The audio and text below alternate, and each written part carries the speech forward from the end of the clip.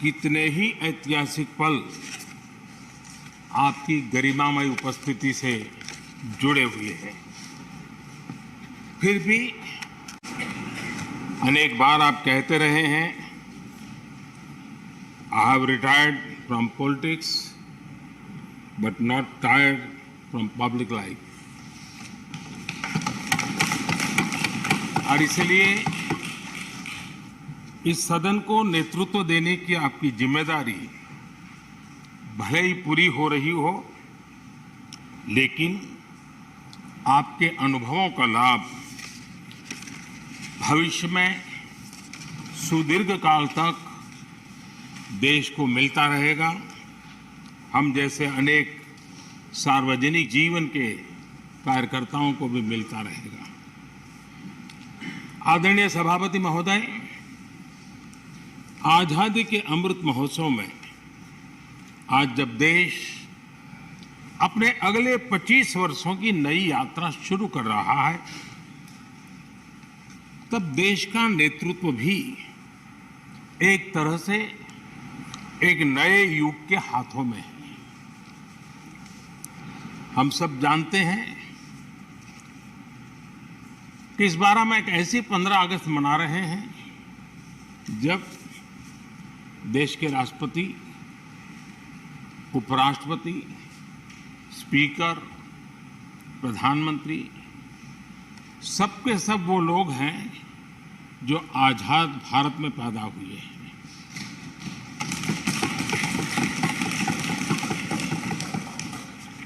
और सबके सब बहुत ही साधारण पृष्ठभूमि से आते हैं।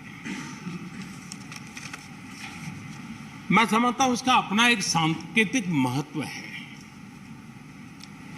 साथ में देश के नए युग का एक प्रतीक भी है। आदरणीय सभापति महोदय, आप तो देश के एक ऐसे उपराष्ट्रपति हैं जिसने अपनी सभी भूमिकाओं में हमेशा युवाओं के लिए काम किया है। आपने सदन में भी हमेशा युवा सांसदों को आगे बढ़ाया, उन्हें प्रोत्साहन दिया। आप लगातार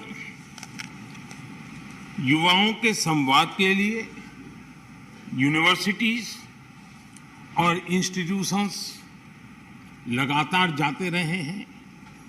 नई पीढ़ी के साथ आपका एक निरंतर कनेक्ट बना हुआ है और युवाओं को आपका मार्गदर्शन भी मिला है और युवा भी आपको मिलने के लिए हमेशा उत्सुक रहे हैं। इन सभी संस्थानों में आपकी लोकप्रियता भी बहुत रही है।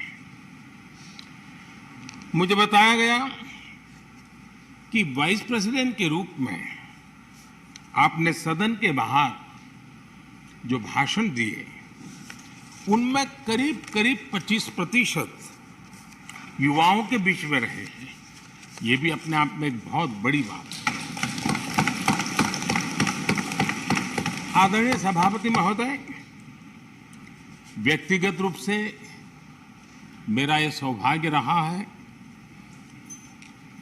कि मैंने बड़े निकट से आपको अलग अलग भूमिकाओं में देखा है। बहुत सारी आपकी भूमिका ऐसी भी रही जिसमें आपके साथ कंधे से कंधा मिलाकर कार्य करने का भी मुझे सौभाग्य मिला है। पार्टी कार्यकर्ता के रूप में आपकी वैचारिक प्रतिबद्धता रही हो, एक विधायक के रूप में आपका कामकाज हो, सांसद के रूप में सदन में आपकी सक्रियता हो, भारतीय जनता पार्टी के अध्यक्ष के रूप में आपका सांगठनिक कौशल्य और लीडरशिप की बात हो, कैबिनेट मंत्री के रूप में आपकी मेहनत, नवाचार का आपका प्रयास और उससे प्राप्त सफलताएं देश के लिए बहुत उपकारक रही है, या फिर उपराष्ट्रपति और सदन में के सभापति के रूप में आपकी गरिमा और आपकी निष्ठा। मैंने आपको अलग अलग जिम्मेदारियों में बड़े लगन से काम करते हुए देखा है। आपने कभी भी किसी भी काम को बोझ नहीं माना। आपने हर काम में नए प्राण फूंकने का प्रयास किया है। आपका जज्बा, आपकी ये लगन हम लोगों ने निरंतर देखी है।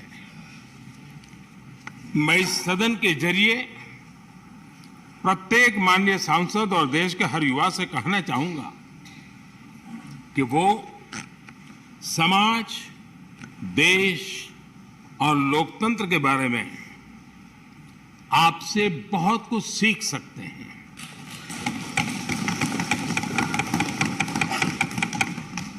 Listening, learning, leading, connecting, communicating, changing और रिफ्लेक्टिंग, रिकनेक्टिंग जैसी किताबें आपके बारे में बहुत कुछ बताती हैं। आपके ये अनुभव हमारे युवाओं को गाइड करेंगे और लोकतंत्र को मजबूत करेंगे। आदरणीय राष्ट्रपति महोदय, आपकी किताबों का जिक्र मैंने इसलिए किया क्योंकि उनके टाइटल में आपकी वो शब्द प्रतिभा झलकती है जिसके लिए आप जाने जाते हैं। आपके वन लाइनर्स, बीट लाइनर्स होते हैं और विन लाइनर्स भी होते हैं।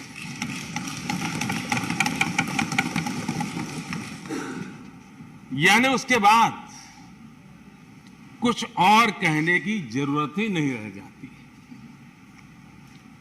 Your each word is heard, preferred and revered and never countered.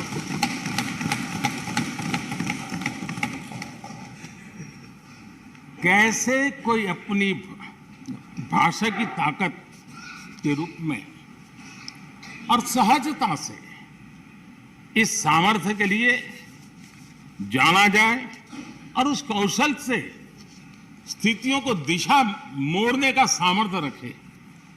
सचमुच में आपके इस सामर्थ्य को मैं बधाई देता हूं। साथियों, हम जो भी कहते हैं वो महत्वपूर्ण तो होता ही है, लेकिन जिस तरीके से कहते हैं उसकी अहमियत ज्यादा होती है। किसी भी संवाद की सफलता का पैमाना यही है कि उसका गहरा इंपैक्ट हो, लोग उसे याद रखें और जो भी कहें उसके बारे में लोग सोचने के लिए मजबूर हो। अभिव्यक्ति की इस कला में वेंकैया जी की दक्षता, उस बात से हम सदन में भी और सदन के बाहर देश के सभी लोग भली भांति परिचित हैं। आपकी अभिव्यक्ति का अंदाज जितना बेबाक है उतना ही बेजोड़ भी है। आपकी बातों में गहराई भी होती है, गंभीरता भी होती है, वाणी में बीट भी होता है और वेट भी होता है, वार्मथ भी होता है और विजडम भी होता है। संवाद का आपका तरीका ऐसे ही किसी बात के मर्म को छू जाता है और सुनने में मधुर भी लगता है। आदरणीय सभापति महोदय, आपने दक्षिण में छात्र राजनीति करते हुए अपना राजनीतिक सफर शुरू किया था। तब लोग कहते थे कि जिस विचारधारा से आप जुड़े थे उसका और उस पार्टी का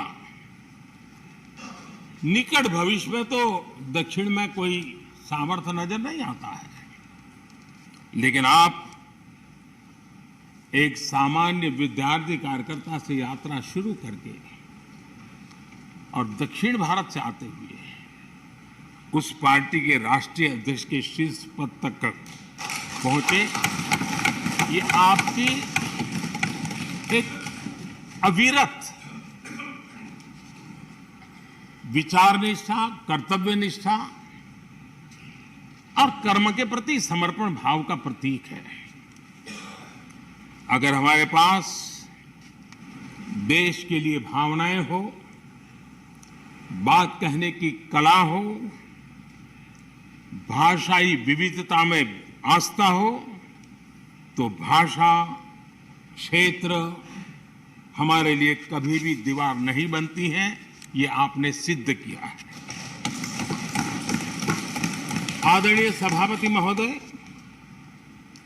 आपकी कही एक बात बहुत लोगों को याद होगी, मुझे तो विशेष रूप से याद है। मैंने हमेशा सुना है आप मातृभाषा को लेकर के बहुत ही टची रहे हैं, बड़े आग्रही रहे हैं, लेकिन उस बात को कहने का आपका अंदाज भी बड़ा खूबसूरत है। जब आप कहते हैं कि मातृभाषा आंखों की रोशनी की तरह होती है, मातृभाषा आंखों की रोशनी की तरह होती है, और आप आगे कहते हैं और दूसरी भाषा चश्मे की तरह होती है। ऐसी भावना हृदय की गहराई से ही बाहर आती है। वेंकैया जी की मौजूदगी में सदन की कार्रवाई के दौरान हर भारतीय भाषा को विशिष्ट अहमियत दी गई है। आपने सदन में सभी भारतीय भाषाओं को आगे बढ़ाने के लिए काम किया। सदन में हमारी सभी 22 शेड्यूल लैंग्वेज में कोई भी माननीय सदस्य बोल सकता है, उसका इंतजाम आपने किया। आपकी ये प्रतिभा, आपकी निष्ठा आगे भी सदन के लिए एक गाइड के रूप में हमेशा हमेशा काम करेगी। कैसे संसदीय और शिष्ट तरीके से भाषा की मर्यादा में कोई भी अपनी बात प्रभावी ढंग से कह सकता है, इसके लिए आप प्रेरणापुंज बने रहेंगे। आदरणीय सभापति महोदय, आपकी नेतृत्व क्षमता, आपके अनुशासन ने इस सदन की प्रतिबद्धता और प्रोडक्टिविटी को नई ऊंचाई दी है। आपके कार्यकाल के वर्षों में राज्यसभा की प्रोडक्टिविटी 70% बढ़ी है। सदन में सदस्यों की उपस्थिति बढ़ी है। इस दौरान करीब करीब 177 बिल पास हुए या उन पर चर्चा हुई, जो अपने आप में कीर्तिमान है। आपके मार्गदर्शन में ऐसे कितने ही कानून बने हैं जो आधुनिक भारत की संकल्पना को साकार कर रहे हैं।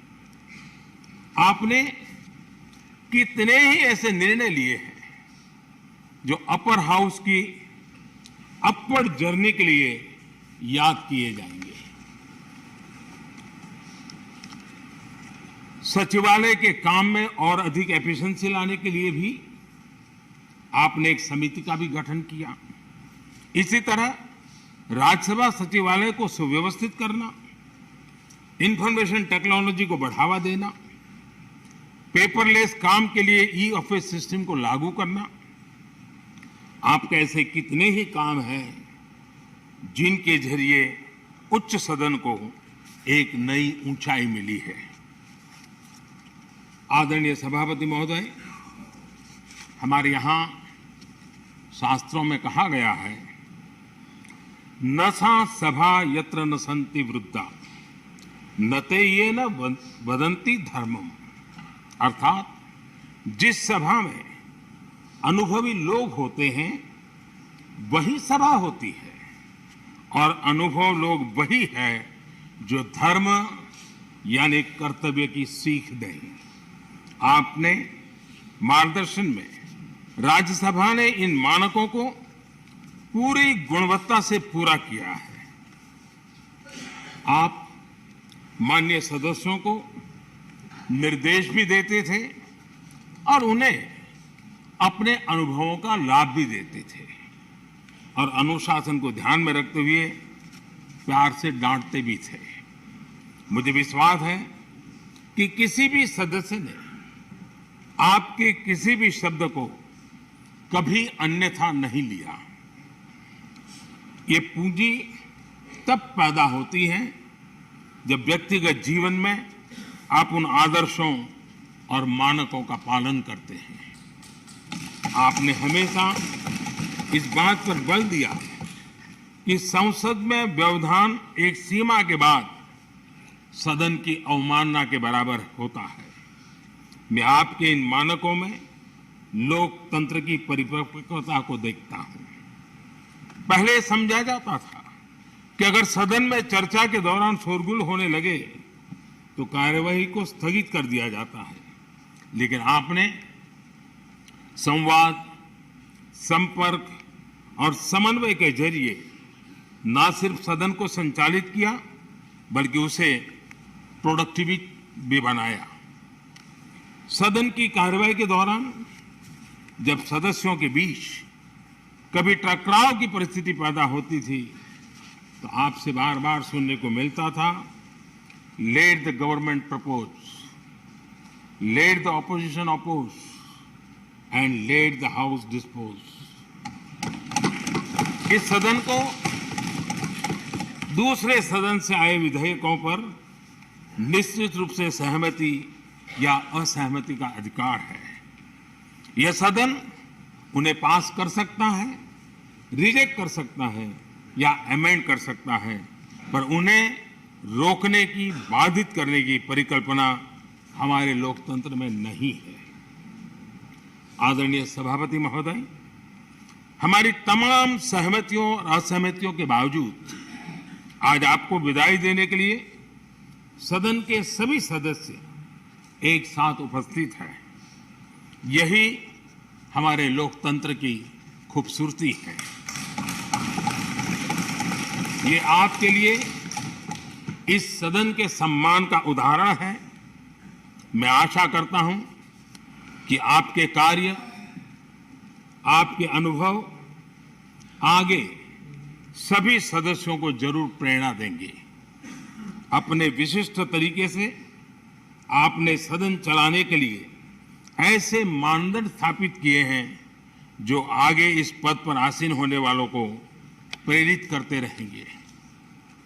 जो लेगेसी आपने स्थापित की है, राज्यसभा उसका अनुसरण करेगी, देश के प्रति अपने जवाबदेही के अनुसार कार्य करेगी। इसी विश्वास के साथ आपको पूरे सदन की तरफ से, मेरी तरफ से अनेक अनेक शुभकामनाएं देता हूं, और आपने देश के लिए जो कुछ भी किया है, इस सदन के लिए जो कुछ भी किया है, इसके लिए सबकी तरफ से